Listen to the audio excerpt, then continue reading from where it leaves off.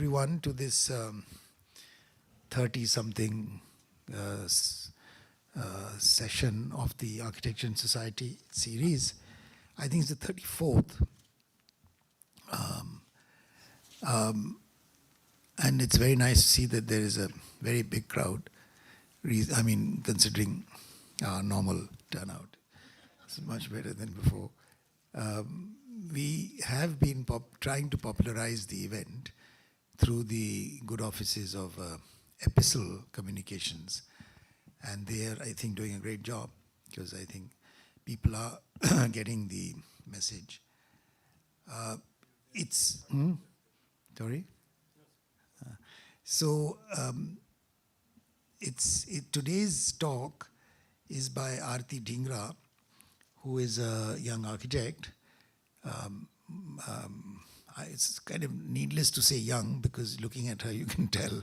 So she's an architect who has taken the bold decision to find an alternative path to a career very early in her career. And I think it's very interesting. I'm especially pleased because you see this whole series, Architecture and Society, was started in order to make the architectural profession a little more responsible, if I may use the term, or at least more aware of the fact that they are here to serve society. And whatever they do has to have some immediate benefit to society.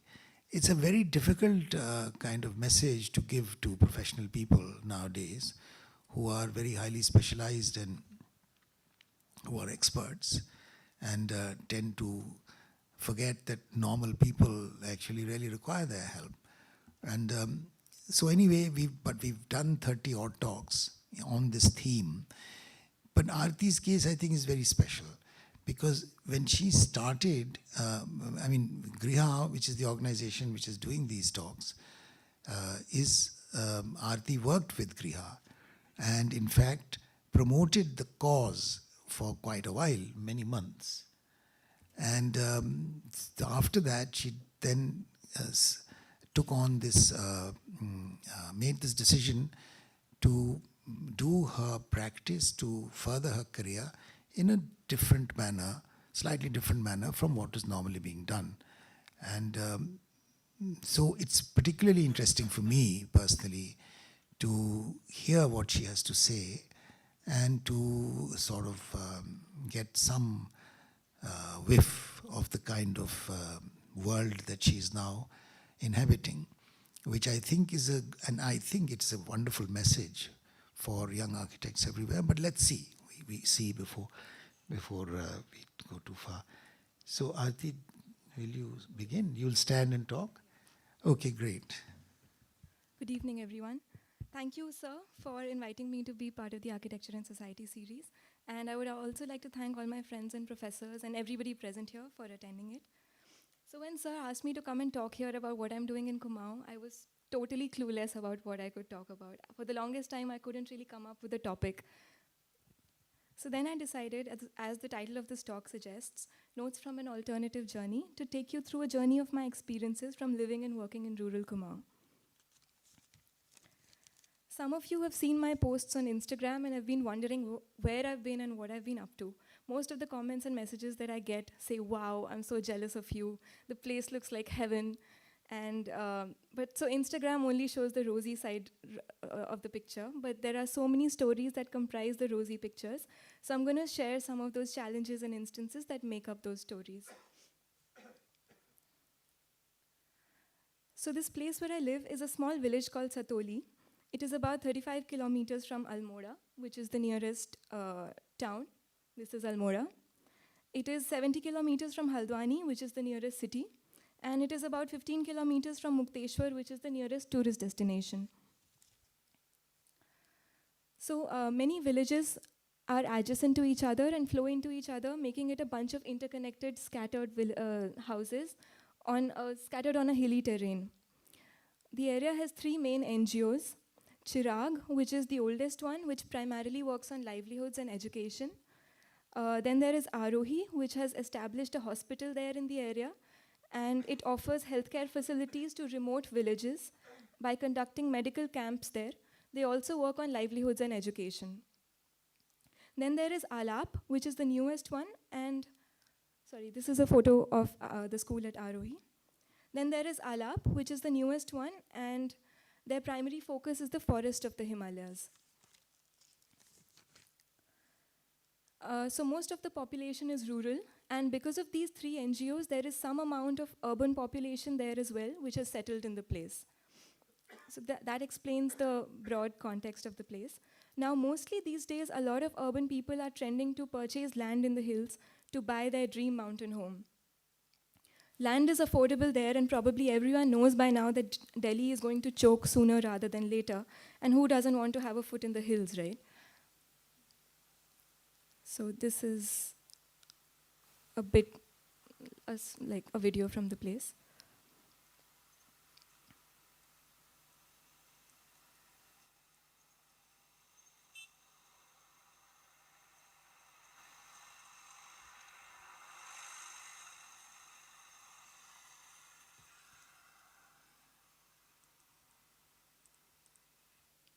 So, but while this is happening, that the urban people are moving in, many rural communities are moving out as well, or rather are being forced to move out because of various reasons.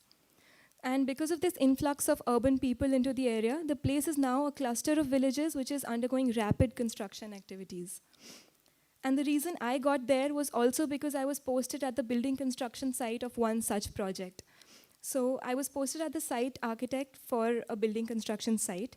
I was working with the architecture office that was designing the project, and my main job was to be on site every day to coordinate between the project architects who were in a different city, the clients who were in another city, and the various contractors on site who were executing the project in order to develop design details and support the construction process.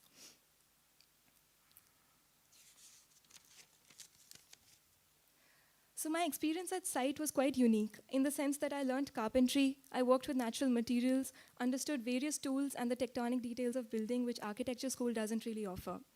It was also a very challenging position to be in because the design was very detailed and it was not easily understood by the workers. They had never built a building like that before and never seen detailed drawings before, and it was my responsibility to ensure that the design details are being followed accurately to the T. I had to convey site issues back to the architects and the architecture issues back to the contractors. Of course, all of this was happening at an altitude of 7,000 feet, so the weather was harsh, especially since the job involved working outdoors every day. It wasn't easy to begin with, but I slowly got used to it.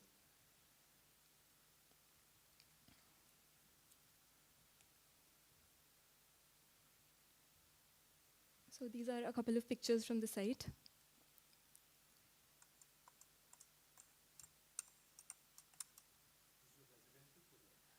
Yes. This is what my office looked like. There was no toilet. There were challenging days spent trying to curb delays, persuading various teams to cooperate with the designs, working with the architects and clients in different cities who wanted project planning, but the site teams were not that great in planning. So the outlook of most of the site teams was, I mean, they had a very relaxed attitude. So to give you an example, if I were to tell my electrician कि इसकी earthing तो कर दो कम से कम building की, his response would be that, "Madam, कुछ नहीं है, छोटा मोटा झटका लगेगा, ज़्यादा कुछ नहीं होगा," you know.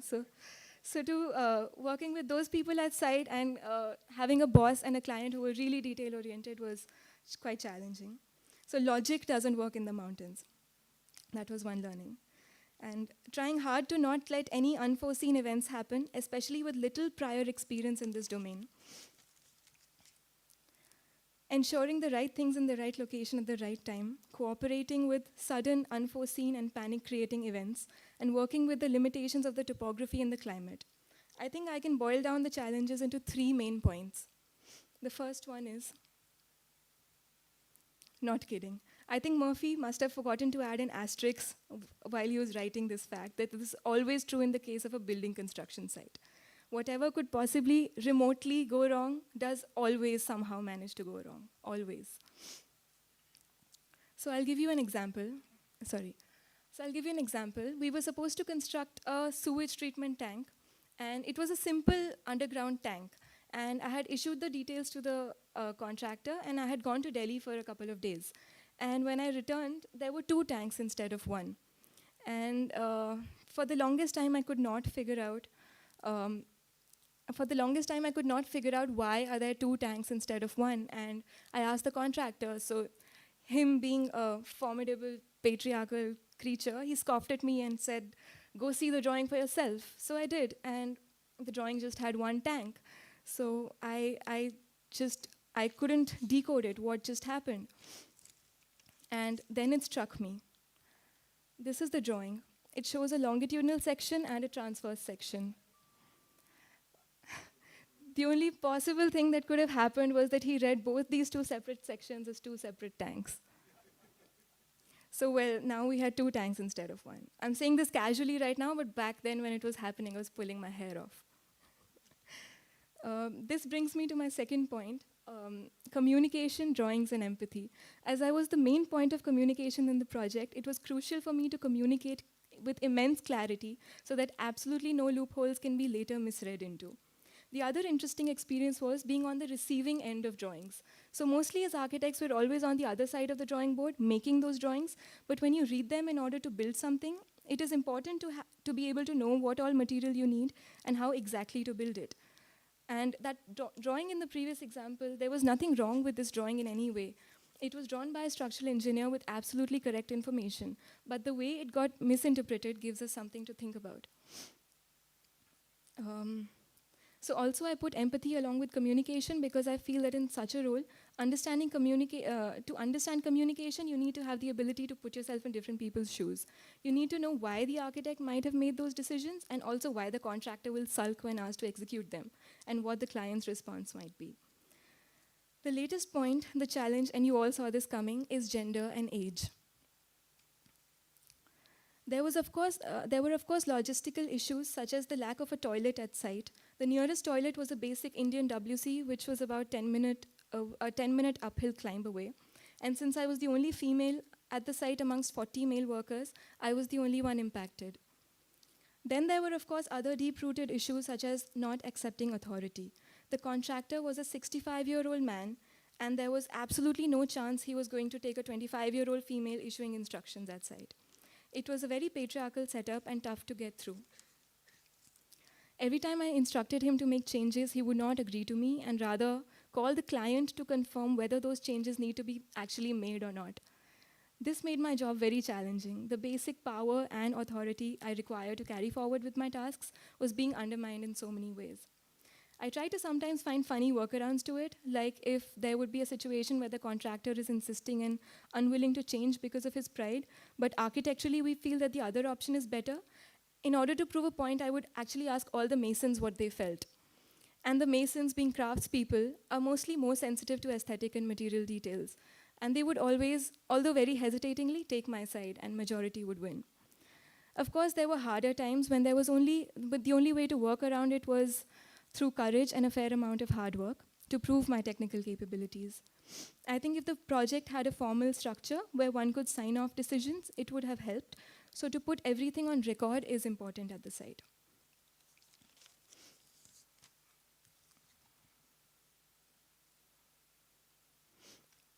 Sorry. So another learning were, So while all of this was going on at work, I was also living there as a local, and this made me understand the larger context of all the construction activities. It formed a major part of the learning experience. Again, the rosy picture started off with a lot of difficulty. Electric surges because of thunderstrikes would keep destroying all my expensive chargers one after the other, so I couldn't be dependent on my gadgets.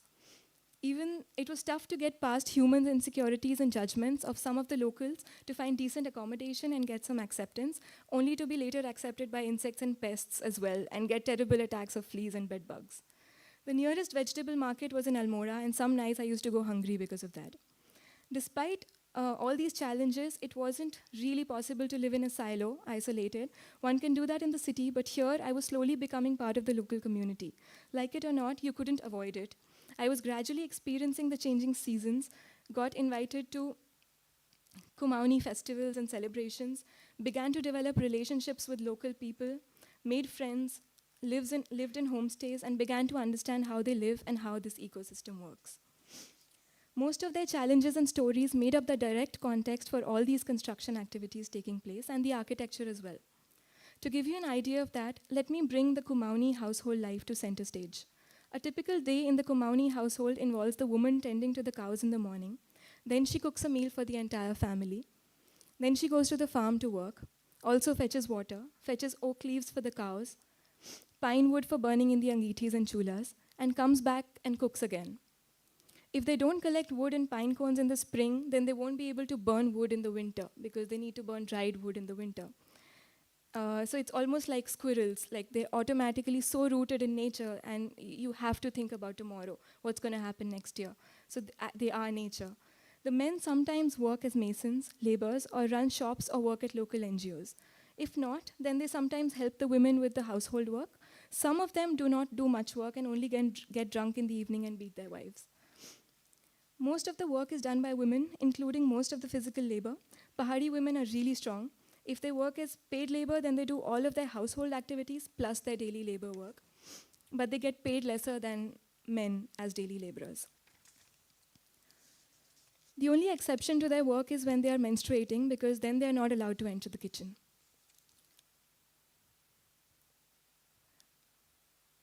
So these are just pictures from a Kumaoni household. If we look at the architectural unit of the household, then we see that it is a very simple, self-sustaining unit. The organic waste from the kitchen goes to the cattle. From the cow dung, it goes into the earth, and from there, it goes back again as food into the kitchen. While all of this is going on, the waste segregation is just a small part of it, something we don't manage to do in the cities. Over here, because you're living so close to nature, the immediate reality is very visible. Every bit of waste you generate makes you think what will happen of it.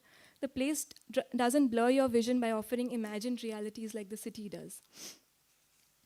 The main source of water are natural springs found scattered in the topography. They have enough water sufficient for judicious usage, but in the summer, sometimes they also dry up, so rainwater is becoming more and more important. There are many consequences in relation to this issue of water scarcity, and one of the main reasons is, again, a rosy Instagram picture. It is this one. This is a monocultured pine forest, which means that this forest has only cheered pine species. So pine is not a native species to Kumaon. It was planted during the British rule.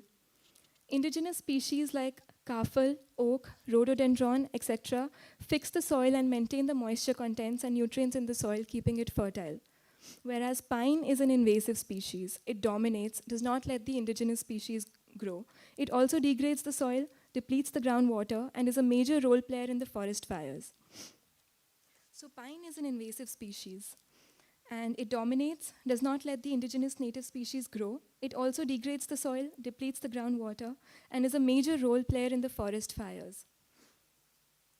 Despite all these disadvantages, pine is the most proliferating species because it grows faster than species like oak and deodar because of the winged nature of its seeds.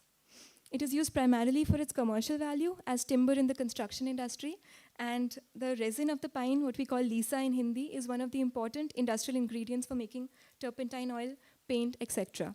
So it has a lot of commercial value, but at the same time, it's harming the environment. As a result of degraded soil and water scarcity, the rural population is facing problems in farming. The fertility of the soil is impacted. Also in pine forests, the temperatures are higher than the temperatures of deodar and oak forests, so it causes warming as well. This understanding clearly helped me learn that there is a deep connection between the rural community, their forests, their water, their occupations, and also their architecture and migration. And this entire ecosystem is very fragile. Once I understood this brought various questions to my mind. What is the impact of the rural people leaving this place? And the simultaneous urban influx? Where is the material, the wood, the stone, for all these construction activities coming from? What are the economic impacts? What are the spatial and social impacts? And most importantly, what can we do? Also, construction is a very water-intensive process. Where is all that water coming from? So let's try to look at all these questions one by one. Let's begin with water. Most of the urban people's building sites are at the top of the ridge. That's because that's where you get the Himalayan view from. And the water obviously flows down into the valley. So if someone taps into the spring at the top of the mountain and uses it extensively, the 20 village homes down the valley will not get any water. Legally, if the Nola is on their land, Nola is the spring. Legally, if the Nola is on their land, they are free to use it. But water is a shared and very scarce resource in this area, so how valid is the legal point of view? Rainwater harvesting actually during and perhaps before beginning the construction processes might be a good idea. So I went through another disconnect myself in the summer months. I lived in a place which was entirely dependent on rainwater. So during the peak summer months when the water from the last year has depleted and it hasn't started to rain for this year yet, there was this buffer time when there is absolutely no water. And during those months, I had to come back home from work, take a bucket of water, go downhill and fill that bucket in the Nola and bring it up for my personal use. And I literally had to fetch a pail of water. So, and this was supposed to be for all my needs, washing, bathing, cooking, everything. And now this reality of how I was living created a very strong contrast of the fact that some of the building sites where I was working were designing swimming pools. And I couldn't connect with what I'm working on in the day and some kind of utopian imagination being converted into reality and how I'm actually living in the evening, which is like the real harsh reality. Well, thankfully, I was able to convince a few clients against the idea. The situation is so severe that so many mountain homes cannot afford to even have Western WCs because of their flushing systems, which use so much water. It gets as bad as not being able to flush for days in order to save water. So showers, bathtubs are really something one needs to think about. And it is all connected to these pine forests. Moving on to the natural materials, as we've discussed, pine is the most widely used timber. And then there are other hardwoods such as sal, shisham, tun, deodar, etc. Wood and stone are natural resources for the villagers, but the situation is such that stone quarrying is not legal and neither is chopping wood. So using salvaged stone from old houses is one option. The villagers, nevertheless, get to use wood and stone in a small quantity from the common forests, only for their personal use. In Hindi, they call it hak ka hai, which means it is rightfully theirs. But when the outsiders step into the scene, it gets distorted. The prices of all these materials shoot up. So the economic impact is so much that the locals cannot afford to have stone or wood anymore. Also, sometimes the middlemen or the gatekeepers use these rightful resources to sell them to the outsiders. And as an outcome of this, something unexpected and weird happens.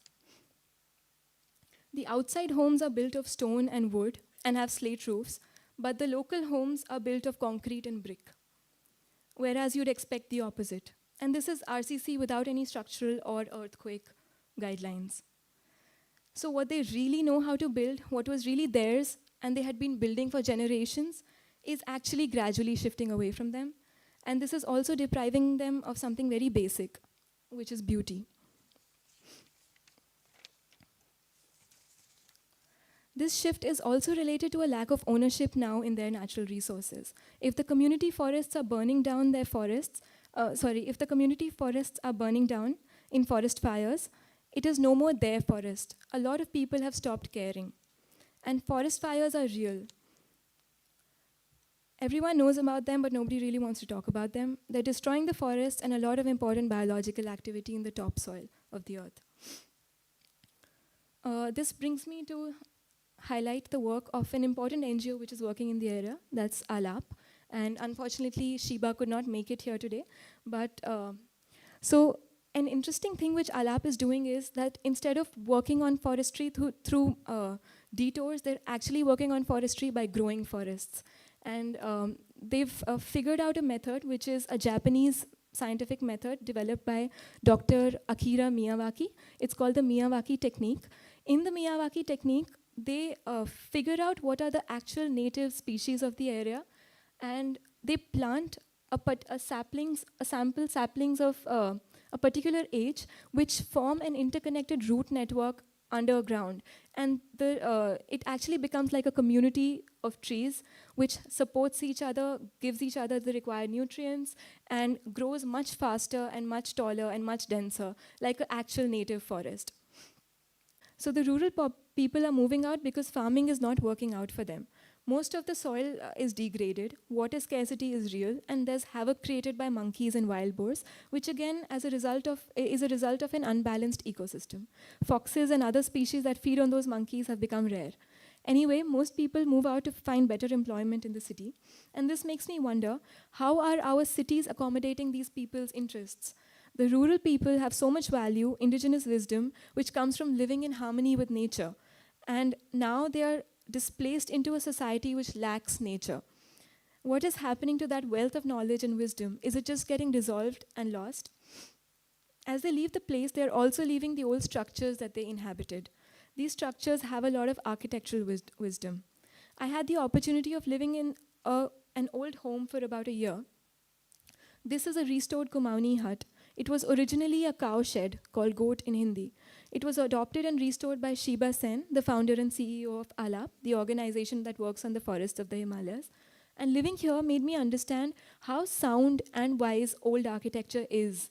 And do we really need to discard it in order to accommodate our modern interests and needs? Perhaps not. Perhaps we can live in harmony with the old while still bringing in the new, in order to strengthen and uplift the old wherever needed, and still make space for our modern thoughts. I am in the process of documenting this the transformation of this place, which is making me learn that perhaps we should look at buildings themselves as a process and not as a final product. The architecture itself is constantly evolving. What we create is a living structure, and if it is in sync with nature, it becomes one with it, grows with it, and evolves. This forced rural to urban migration is also sharing the same space with voluntary urban to rural migration. And what are these urban people bringing with themselves to the area?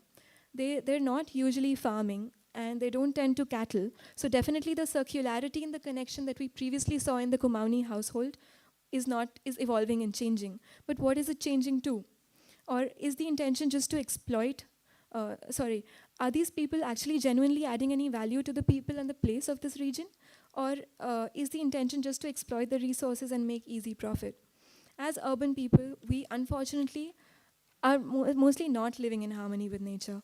Perhaps that would be the first step to really acknowledge and be sensitive to the ecosystem in order to add value to it. Another interesting impact of this two-way migration is gentrification. There is a steep difference between how the community was, say 5 years ago, and how it is now. One example is Airbnbs.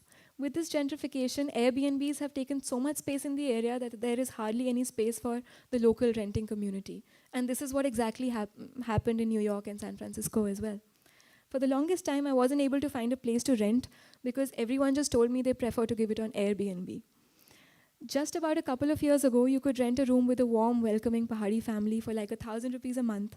But now it has shot up to about 25,000 per month, and they still prefer short-term Airbnb guests. This situation also resulted in an interesting kind of barter system for me. I worked on some architectural projects in exchange for food and accommodation. The clients would get architectural work, something which they wouldn't otherwise pay for, and I would get accommodation and food. This was probably the only way I could have sustained in the area. Moving on to the spatial impacts of this influx, let's begin with understanding the spatial qualities of the 100-year-old Kumaoni structures. As you can see, they're connected together, one house joined to another, in a row of about 40 houses. This is a typical Kumaoni row house called a bakli. It accommodates the cattle in a lower floor and separates the cattle path for them. The heat from the cattle rises up to go into the houses. Back then, probably humans had not dominated nature as much, so they were still afraid of nature and hence stuck together in a community in case they need each other. A couple of years later, slowly the houses begin to scatter out, but still the verandas and the courtyards were fairly common and public. This in current Kumaoni villages. But now, as the city people move in, we're bringing in a dangerous virus. It's boundary walls. So a lot of main village paths in the area go through people's private property and through their courtyards. It is not surprising to find that to get to one house, you might have to go through a couple of houses on the way. The moment we bring in fencing and 6 feet tall boundary walls, this gets affected. And I can give you an example of a foreigner couple who had come in the village. They had taken up a place on rent, and they had started growing marijuana. And they started cultivating it and selling it. And the place that they had taken up was falling on the village path, and then they barricaded it because they did not want villagers to trespass. And a little while later, somebody lodged a complaint with the police that these people are cultivating marijuana, and it was trouble for them. But when those people were later asked, what was your problem? They said that they blocked the village path. They really had no trouble with the marijuana. Pahadis are pretty chill people. So another such things that outsiders are bringing in is CCTV cameras. So the village themselves work as a social space. To give you another example, if you go to a village and you look for something like, say, ghat ki dal, which is a local dal which is grown in the village, you ask one village, ghat ki dal hai, they would, if they don't have it, they'll call out to the other person and say, ghat ki dal hai, ghat ki dal hai, ghat ki dal hai. The entire village would know that the person is looking for ghat ki dal, and then somewhere it would come down to you. And this exactly works as like a CCTV camera. And I mean, the CCTV camera is the neighboring uncle or the neighboring auntie. You don't really need the CCTV camera there. And these spatial changes which we outsiders are bringing have social impacts. So a year after moving there, I had quit my job at that particular project and had begun on the next phase of my journey, which was working on different smaller scale projects in the area. Some of my work now involves working for the rural people to design their homestays, and some of the projects were for the urban community that is settling in, where I want to explore natural materials and more friendly materials like earth and bamboo. And throughout this journey, the personal transformation has been the primary experience. I think the architectural story is just a result of the human story. And when I came to this place, I was a fearful and restrained city girl. I remember when I was working in Ganju sir's office, I used to tell him sometimes that I don't want to pursue architecture. I don't want to construct anything. I don't think I'm cut out for architecture. I should go and pursue something else in design. And I was almost there too. I had applied for a master's at NID and had even managed to get through the very cumbersome selection processes, all because in hindsight now I can see that I was afraid of building. And that's probably because of the disconnect we have from nature because of our lifestyles in the city. And at that point, Sir had said something very interesting which had a very deep impact on me. He had said, Aarti, if I leave you in the jungle for one night, you're going to manage to build something. And I think this really changed how I looked at architecture. The moment I could connect building to nature, I was not afraid of it. And only now, when I sat down to write the contents of this talk, I began questioning why did I come to this place, to Kumaon, and the dots just connected. I understood that my two main motivations for being here were first, to be with nature, to know myself better, and second, to learn how to build. So there are a lot of things that happen with the personal transformation which cannot really be described, but I'll try to mention a couple of those things.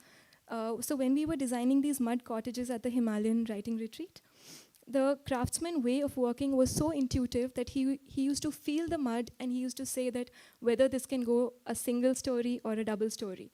And in the city, we're used to working with calculations and structural engineers and giving absolutely correct answers to everything. So I was not used to this process, but getting in touch with nature and getting in touch with this way of architecture where you need to accept that intuitive side of you is, I think, really important.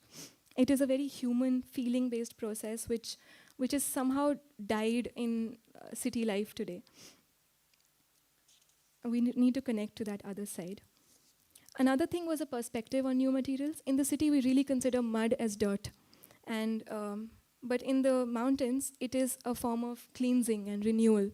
So after every meal, they do this lipai on their chulas, and during all their festivals, they do lipai to make it new every time. And this was a very different perspective for me. And the other thing is that we, with our modern architectural training, we try to make architecture really immortal. Like we will use copper roofs to make it really, make the quality as good as we can. But this is good architecture in terms of what it is taught to us as good architecture, but it makes me question that, is it really relevant architecture? I mean, is good architecture still relevant architecture? You could be a very good firm sitting in a very metropolitan city, designing a building which has perfectly sorted out circulation and all the services are tucked away and all the poetry is happening. But what about the relevance? What is it doing to the context? And yeah, I think rekindling my relationship with nature and building materials and forming deep relationships with the local people, especially the rural women, um, it brought about this transformation. That's about it. Thank you.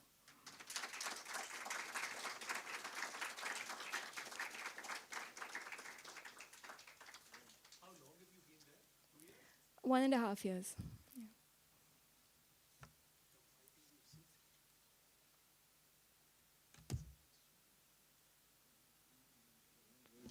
I think that was a wonderful exposition, talk, Aarti. And I'm sure there are questions or observations or statements to be made. I'm not sure. Or, yeah, you're happy to take on questions? Okay. Hi, I'm Nikhil. I just have one question. You spoke about the cycle of the cow and the gobar and going around. So do you plan to own a cow? No. That's all. He lives in Satoli as well. Yeah, Aarti, it was wonderful to hear your thoughts. Identify yourself, please. Sorry, my name is Ankit Revo. I'm a professor of architecture in a school in Delhi. So I meet a lot of students who also have this fear of building and construction, and they feel that we want to do something with design, but not exactly building. So it's wonderful to hear your story, how you sort of overcame that fear. Would you mind coming to our school and talking to students about this? Sure. You know, we would like to rerun this in our school, if you don't mind. Okay, thank you. Yeah. Thanks. Yeah. Hi, Aarti. Wonderful to hear you, and in such a young age, if you're able to achieve this, it's really commendable. I'm a practicing architect. My name is Vikas, and I teach and we practice as well. You taught me at SBA. Yeah, I know. So wonderful. I mean, if you are able to do this at this age and in this time, and when we are really going blasé about this urbanization and killing all over the greens and whatnot, but wonderful. I mean, I really would give you a lot of accolades for this.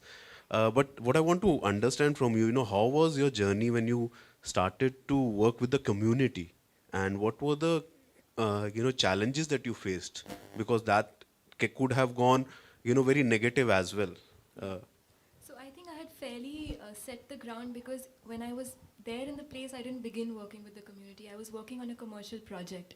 So I just, I used to work on the project in the daytime, and just my evenings would be spent interacting with the community. And because it's a very small community, it is very easy to get to know people in no time. The village, like I showed how it works like a CCTV camera, they would get to know who's in the village and what are they doing and what are they up to and how are they, and all their past history. So it was easy to connect with them, but it was difficult to get through architecture to them, because they would they wouldn't really understand what I do. Some people would confuse what I do with being a contractor or a site supervisor or a mason also, but not architecture, because they or an engineer. But like they would ask me, "Isme kitna sariya dalna hai?" and all of that. I couldn't answer those questions. So it took a fair bit of time to make them understand what is really architecture. So I think that's still happening. I haven't achieved that yet. The other part, I would also say that, and I'll also tell you that, maybe you should do it, because things are changing in the hills so much. Maybe you should, put what is traditional and what is now evolving. Yeah. And how you want to approach it in future. Right. Right. Thank you. Thank you. Aarti, I am architect Amar Puri, Okay. and I have some experience of working in Nainital and Mukteshwar. Okay. I This think, place is very close to Mukteshwar. yeah, I know, Anji. I think you were wrong when you said that it's on the lighter side, that these men don't work and they start drinking in the evening. I said sometimes they work. Sometimes they work. But the second part, that they start drinking in the evening, you were absolutely wrong. They start early morning.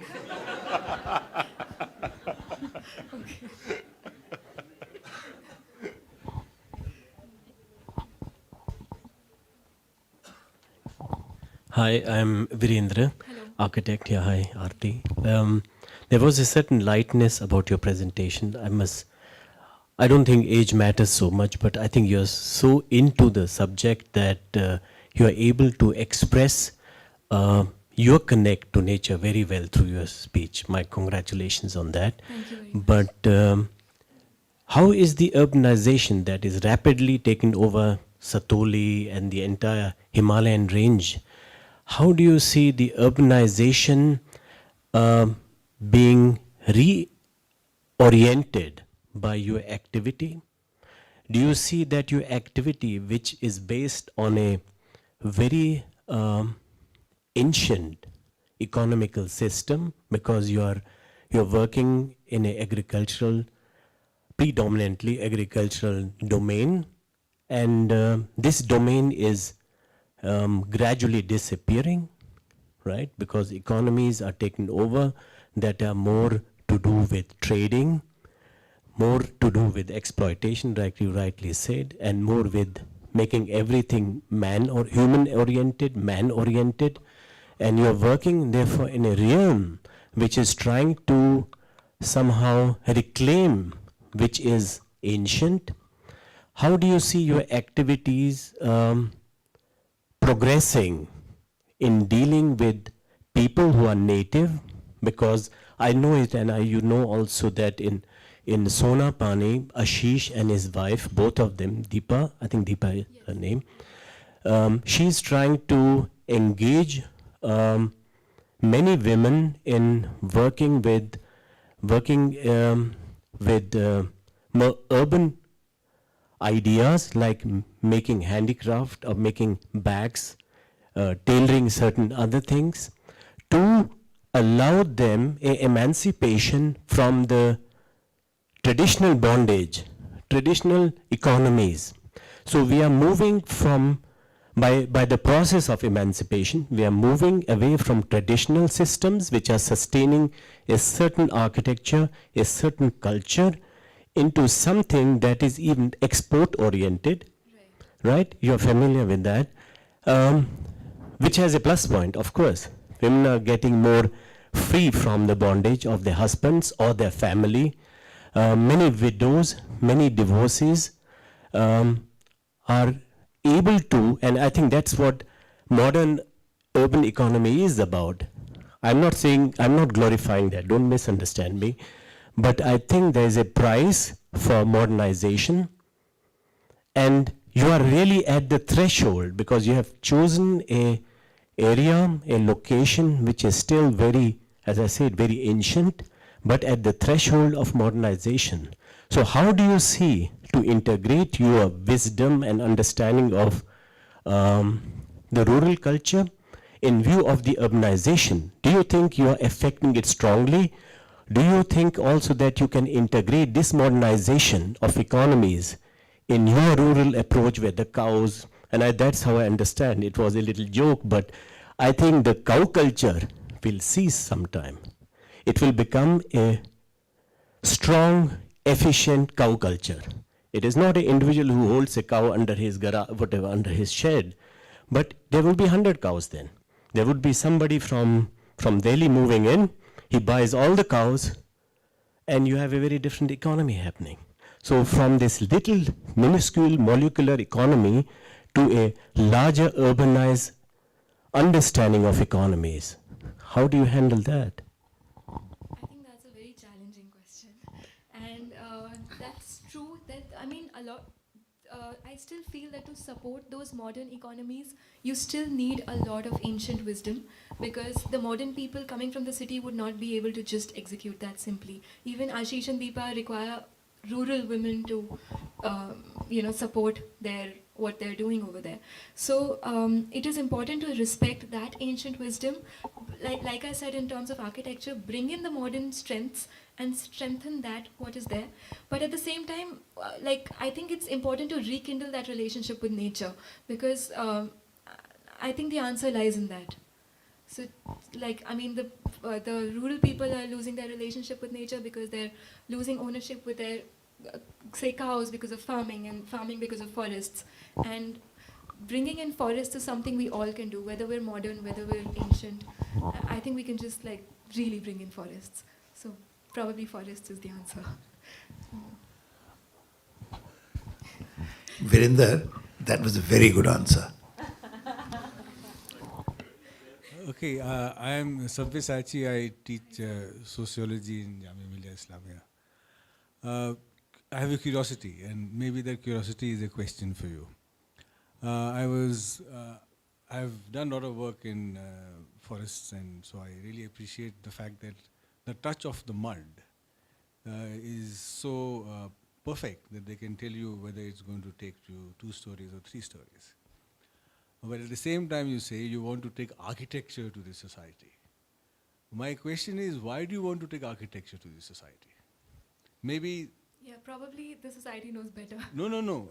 It's different. It's a different notion. The point is, architecture is one way in which you conceptualize what we call construction.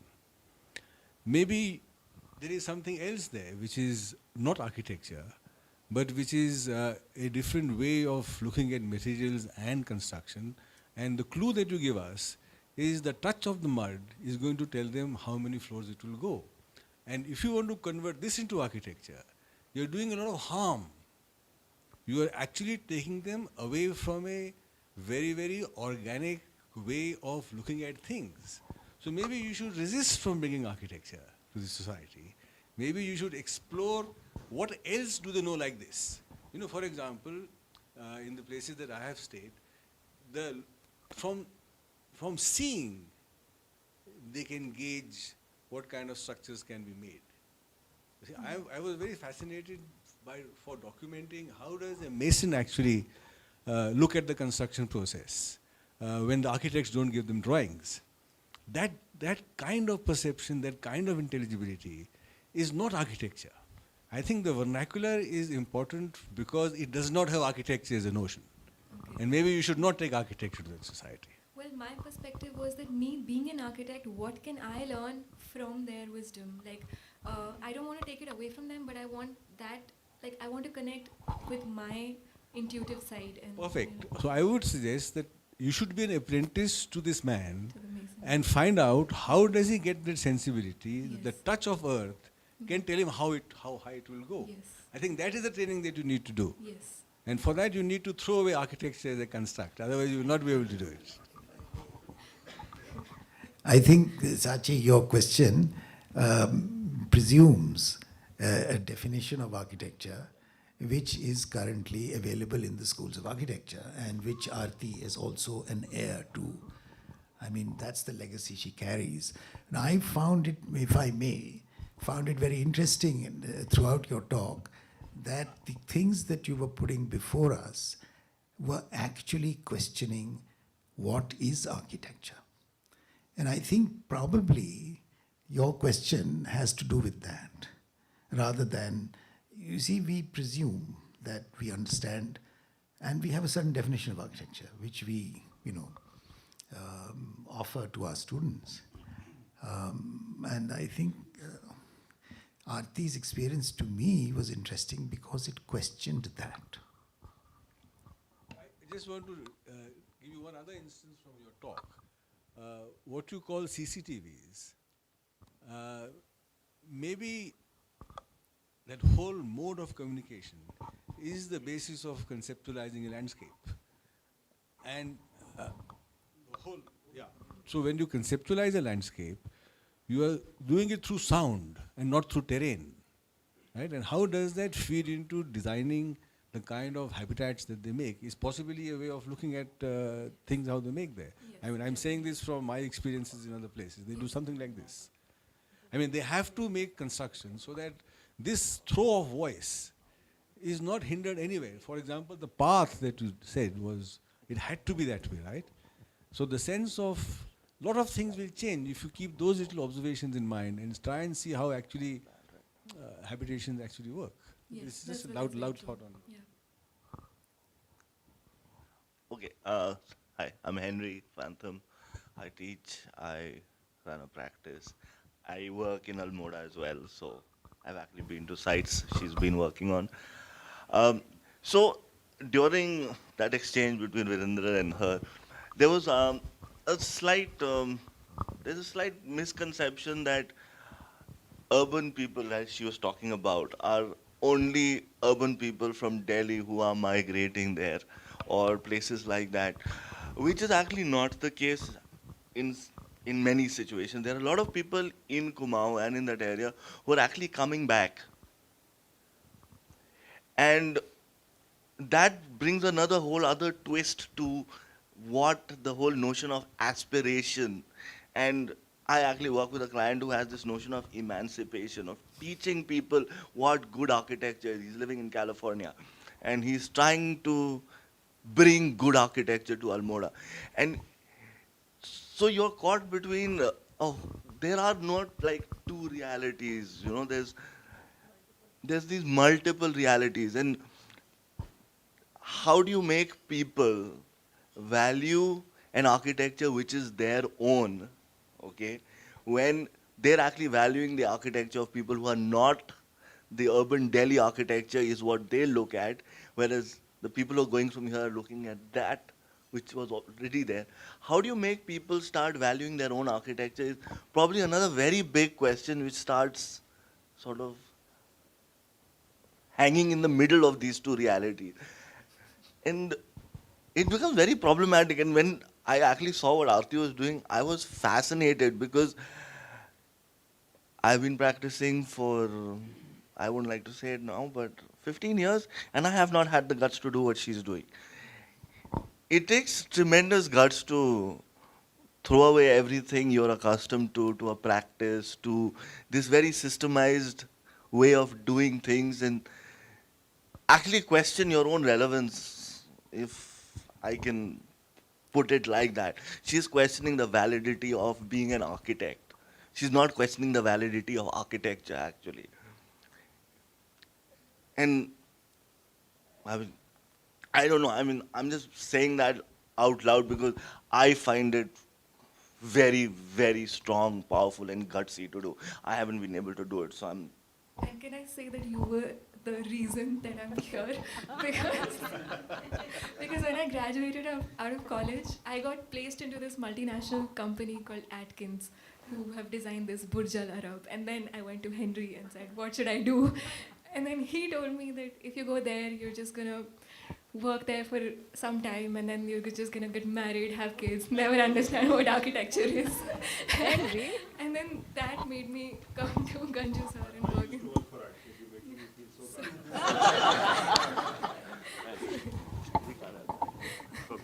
Sorry.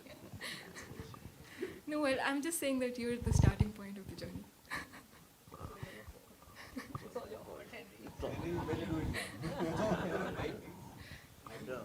Going to invite Henry to come there? He's already been there. No, I know, but you know, to take part in it. Oh, definitely, yes. I have a question.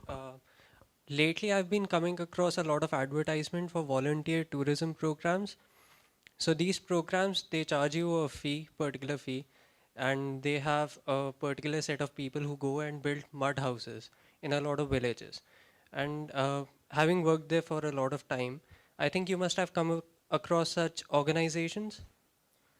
Actually, I haven't, but the organization Arohi that I was talking about, I initially worked with Arohi, I volunteered with Arohi on one such building program, and they were giving loans to local people in order for them to build homestays, and then when they build their homestays and get the revenue, then they can repay the loan. So that sort of a system was happening, and we were sort of volunteering to design those homestays. So a lot of organizations I've come across, they do not do it.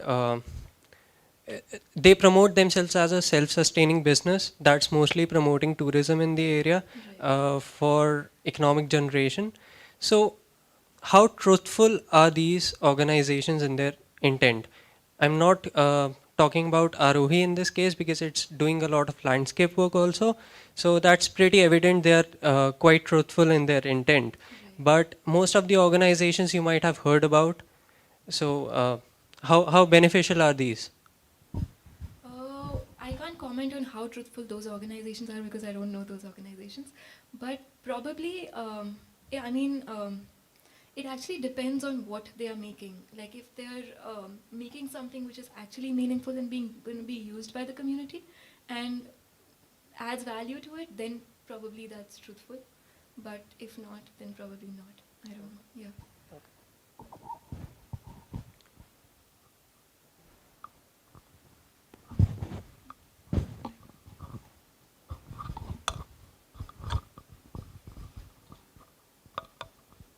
Hi, this is Rahul Bajaj. I am also an architect.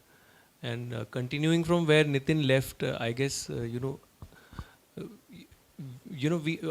broader question, I guess, is to ask what we had left. I think what Mr. Virender also left where is that why people are. It's not only limited to Kumaon, but it will be to all hilly areas, or for that matter, all other rural areas in India.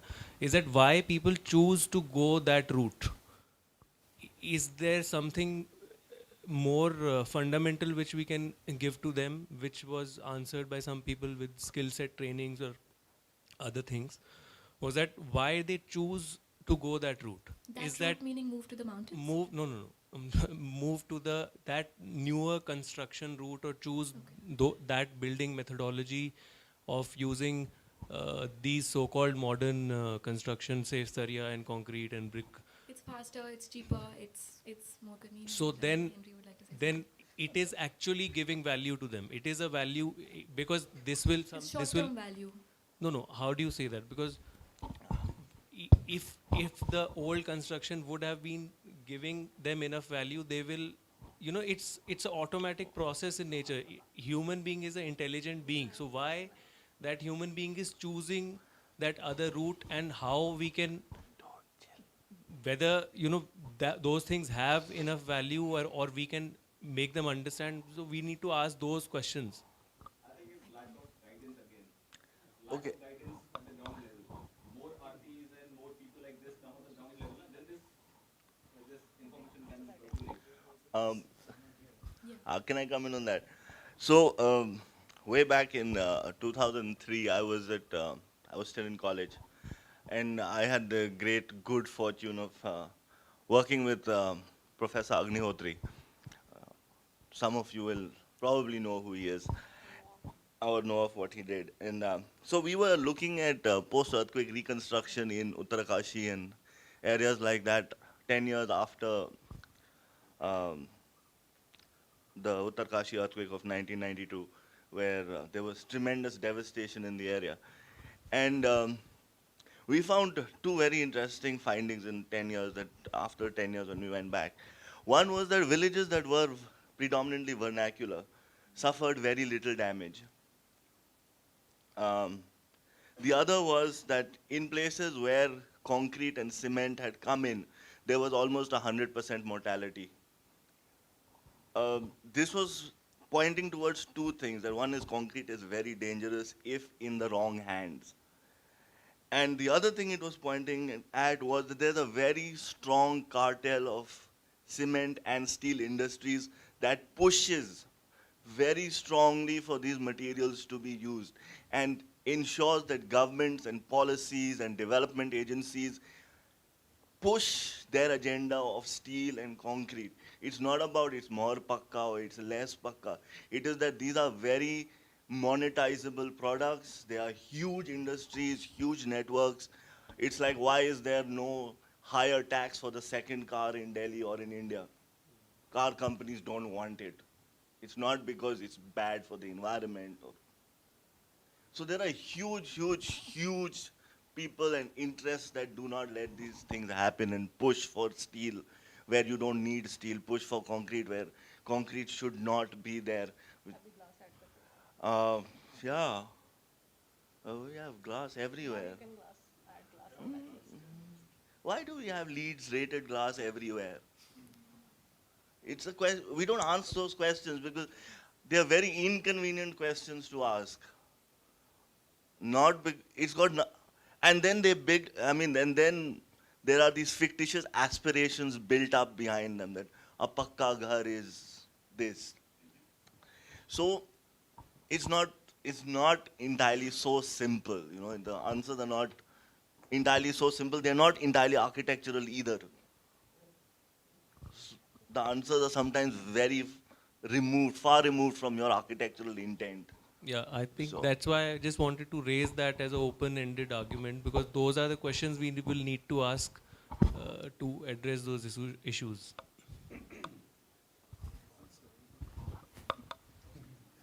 It's very interesting that these questions are being asked, and I hope that you'll go on asking them for a lot more time. Thank you, Aarti, for starting the process.